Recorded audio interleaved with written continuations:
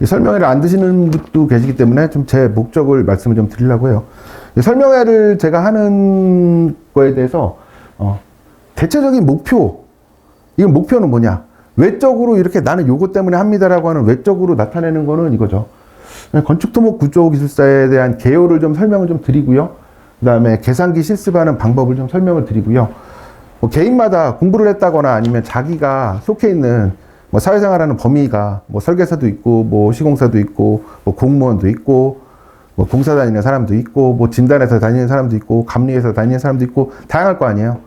이 사람들은 개별적으로 어떤 식으로 접근하는 게 좀 좋을까, 이런 거를 말씀을 드리는 게 제가 표방하는 대외적인 목표예요. 근데 내심은 뭐냐? 제 내심은 사실 이거예요. 설명회 참여자들에 대한 현황을 좀 파악을 하는 게 제 대내적인 목표예요. 이게 무슨 얘기냐? 여기 오시는 분들이 크게 두 가지 경우가 있죠. 아, 내가 하겠다라는 생각이 명확한 상태에서 오시는 분들이 계세요. 그게 1부류고요. 다른 한 부류는 아직 마음이 결정이 된 건 아니에요.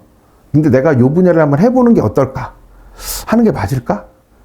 좋게 말하면 정보의 취득. 그걸 좀 비판적으로 얘기하면 뭐 속된 말로 간을 본다고 해야 되나요? 약간 이런 취지로 오시는 분 두 부류죠. 그러면 제가 취하는 입장은 그거예요. 보탬이나 덜어냄이 없이 내가 요거를 취득했을 때 어떤 효과가 있을까? 그리고 과연 당신한테 그게 맞는지 안 맞는지 얘기를 하고, 애매한 상황에서 오신 분들은 스스로 포기할 수 있도록 잘 설득해서 돌려보내는 게 제가 추구하는 목표예요. 그리고 세 번째로는 공부를 하려고 오신 분들도 있으니까 그럼 내가 좀 편하게 이 사람들을 가르치려면 계산기 실습을 시켜야 된다 이거죠. 요건 내가 편하게 하기 위해서. 요게 실제적인 제가 추구하는 목적이죠. 제가 추구하는 목적이에요. 근데 제가 왜 이런 액션을 취하냐 하면은요, 여기 시험 공부를 하겠다고 오시는 분들의 연령대가 보통 뭐 빠르면 30대 초반부터 막 50대 후반, 심하시면은 뭐 60대 이상도 오세요. 예를 들어서 만약에 제가 입시학원 강사예요. 뭐 고등학교 입시학원 강사라고 가정을 해볼게요.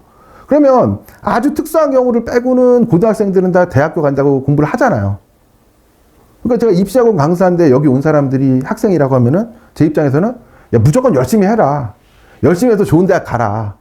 뭐 그게 뭐 인생에서 너한테 얼마나 도움이 될진 모르겠지만 하여튼 뭐 열심히 해라. 제가 할 수 있는 답은 하나밖에 없잖아요. 직선적이죠.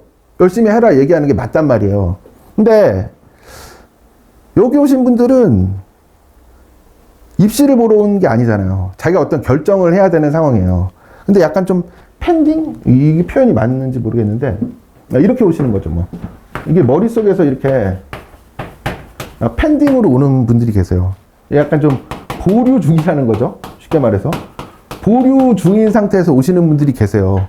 그러면 제 입장에서는 뭐냐 하면은 이 사람들은 대체적으로 최대한 기분이 나쁘지 않도록 단념을 시켜주는 게 제가 도와주는 거라고 생각을 해요, 저는. 이거 한다고 뭐 어때, 뭐 자기 인생이 뭐 대폭 바뀌는 것도 아니고, 이걸 좀 할지 말지 이런 고민을 하고 있는 상황에서 왔으면, 이런 보류 중인 상황이면 빨리 단념을 시켜주는 게 맞다. 애매한 경우에 오시는 분들. 그래서 설명회를 하는 거거든요. 제 사실 진의, 마음속에 있는 진의는 그거예요. 왜냐하면은 이게 우리가 어떤 결정을 하는데 선택지가 다양한 경우는 어떤 선택을 하는데 되게 오래 걸릴 가능성이 있잖아요. 선택지가 다양하다. 자, 그러면 지금까지 살면서 좀 큰 선택을 해보신 게 뭐가 있으신 것 같으세요? 개인적으로? 자기가 나는 이런 게 비교적 내가 했던 선택 중에서 좀 큰 선택이었다.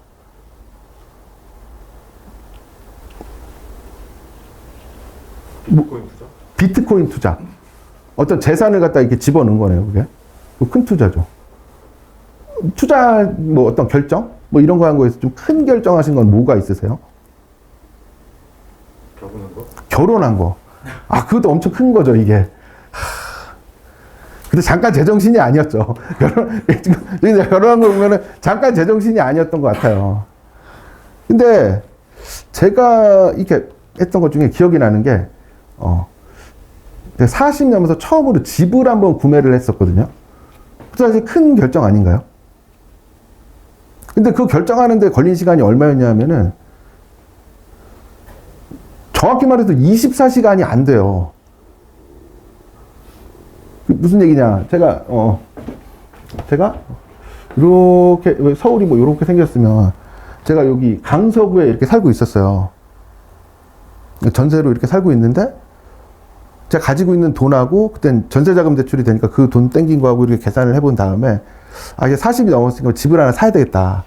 근데 그때 매물이 별로 없었고 내가 가지고 있는 예산이라는 게 딱 이렇게 픽스가 돼 있잖아요. 내가 쓸 수 있는 돈이 요거 픽스 돼 있잖아요. 그러니까는 부동산 그 사이트에서 내가 가지고 있는 돈 금액에 맞춰서 그런 매물만 나오게 한번 해봤어요. 그랬더니만 여기 하나, 구로구에 하나, 영등포구에 하나, 딱 2개밖에 없었어요. 선택지가. 딱 2개가 나오더라고요. 그래서 뭘 했냐면은 우리 집에서 이렇게 동심원을 그려봤어요. 거리는 2개가 거의 비슷하더라고요. 그래서 구로 하나, 영등포 하나예요.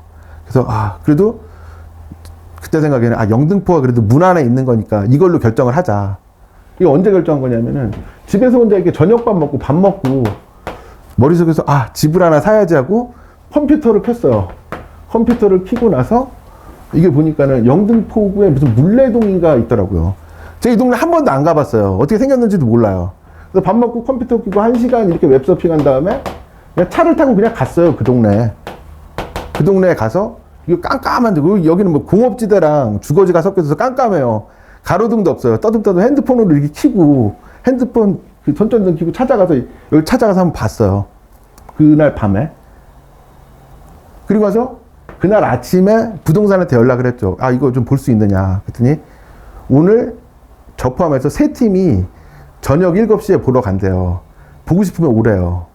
그러니까 집사람한테 연락하고 우리 어머니 데리고 우리 애 데리고 저랑 이렇게 저녁 7시에 맞춰서 갔어요. 보니까 이게 2팀이 대기하고 있더라고요. 저희까지 3팀이에요. 싹 올라갔어요. 한 10분 보고 나갔어요. 그리고 나서 부동산 업자가 그러는 거예요. 계약할 거면 해라. 네가 얼마라도 걸어라. 근데 그때 수중에 그 돈 다 털었는데 그 전세자금을 빼야 되잖아요. 통장에 돈도 없었어요. 다만 몇백만 원이라도 내래요. 그래가지고 집사람 남동생이 사업하길래 한 1,000만 원만 좀 통장으로 바로 쏴줄 수 있느냐 이렇게 쏴주겠대요. 그래서 그날 계약을 했거든요. 가계약을 했어요. 이게 이 시간을 보니까는 만으로 따지면 하루같이 안 되더라고요.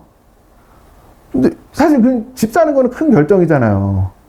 근데 이거 선택지가 없으니까 이렇게 결정을 했는데 분유기술사 공부하시는 분들 오시는 거 보면은 내가 과연 요거를 할지 이것도 좀 애매한 상황에서 오시는 경우도 많아요. 그럼 제가 빨리 이거 포기를 시키죠.